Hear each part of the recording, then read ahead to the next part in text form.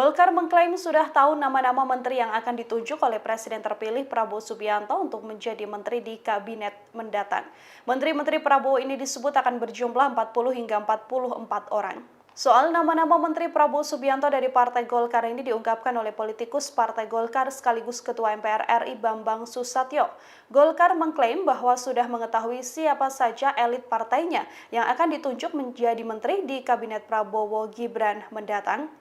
Ketua Dewan Pembina Partai Golkar Agus Gumiwang Kartasasmita juga menyebutkan nama-nama kader Golkar yang akan menduduki posisi orang nomor 1 di kementerian ini sudah diketahui oleh Ketua Umum Golkar Bahlil Lahadalia.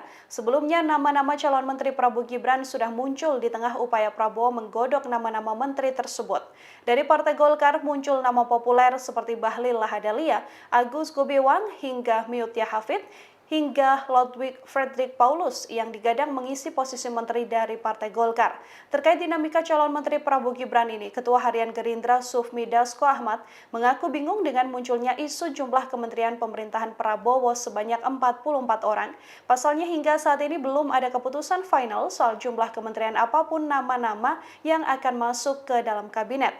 Dasko mengatakan penyusunan kabinet Prabowo bakal rampung paling lama H-5 sebelum pelantikan Presiden dan Wakil Presiden terpilih pada 20 Oktober 2024. Download Tribun X sekarang, menghadirkan lokal menjadi Indonesia.